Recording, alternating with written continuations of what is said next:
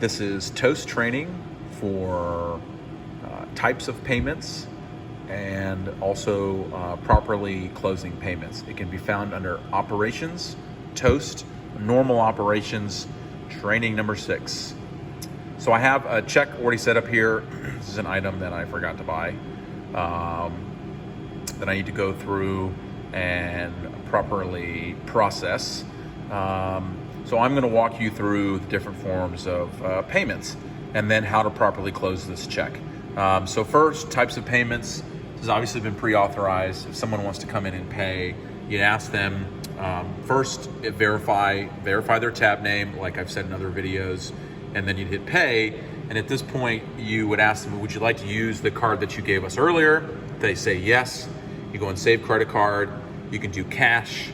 You can do credit.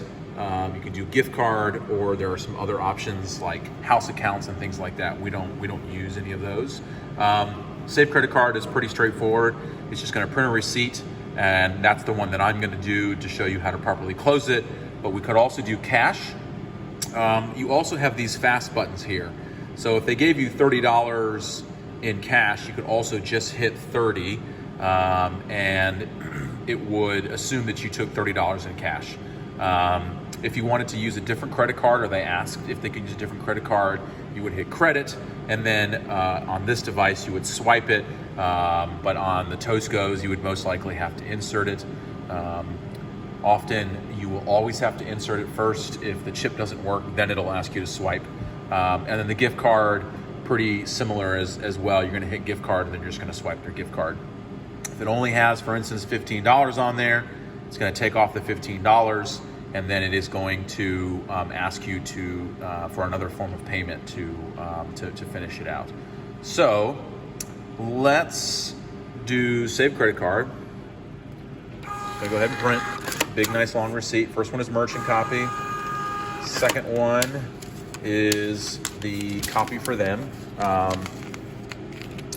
Now, with this, they can mark it and sign it. So if they mark one of these and then sign their name down here, that's acceptable. I set this up on this receipt so it can be very easy for them to do. If you want to, you can explain that to them as well, or they can come down here and do custom and they can add it up themselves. But this is supposed to make everybody's life easier. They have to sign it. And then what you would do, because of this, is obviously there's no order up right now.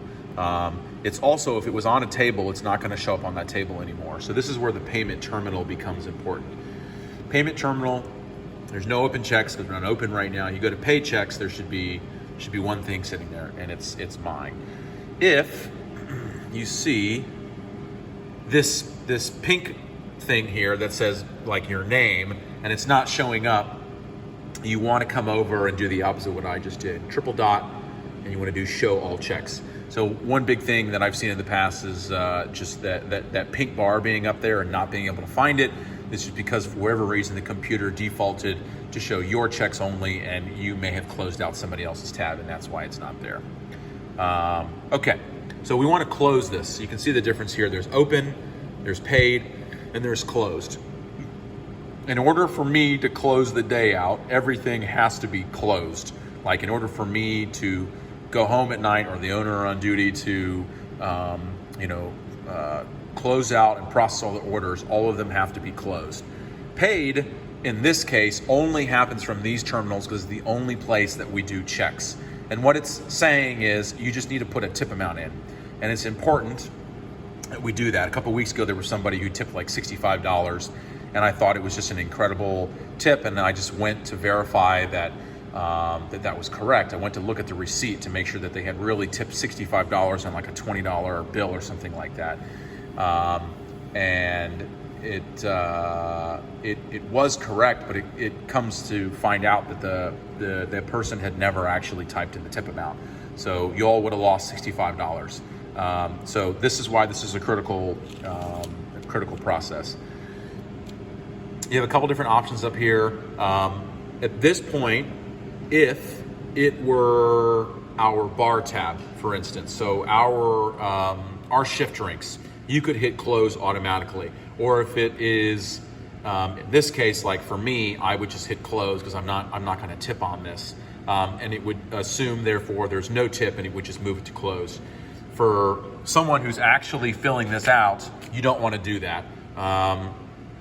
If you did do that, you could go in and adjust it later. It's not it's not all lost. But what you really want to do is you want to hit pay.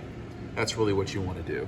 And what you'll see is it auto puts the cursor in the tip bar, and it's going to ask you. It's asking you. You need to fill out what the tip is here. So one of my options, 25%. I'm saying $5. Okay. You can hit done, and it looks like done closes it. You can also hit close. You can also hit update and then close in the following screen. But now, if we come into pay, it'll show you that the total payment is actually $26.40 with that $5 tip. Update. If it changes, you can come in here. I can delete this. Hit update. Now there's no tip in there. I hit done. It's already closed. Okay. Again, if there was a problem with it and something was wrong and you wanted to update it, nope. You got to go to pay. I'm sorry, and then you do adjust, like I've shown in other videos. You can adjust the tip amount or adjust check amount or any of that kind of stuff. You can also do that from here as well without it being a problem.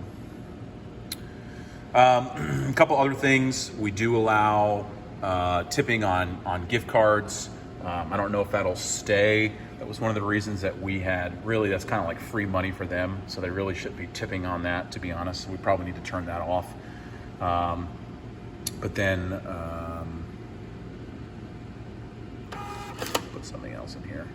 So gift card, you can key in, you can scan, you can swipe, you can also look it up. So let's see if I can look up. I think I have your name. All these, yeah. So if you didn't have your card for whatever reason, there's Laura's. Don't steal her money. But you could look them up directly if you didn't have it. You could also key in a number. The easiest thing to obviously do is just to swipe the card. I'm going to cancel out of that. That does seem to be the only version. Once you do credit, you can cancel here. But if you do the save credit card, once you hit save credit card, it does not let you go back. And we've talked about that in other cases in another video. It's unfortunately, for whatever reason, it will not let you return from that screen once you hit save credit card and you start processing it. You have to complete the payment and then go in and void it and then ask them for another card.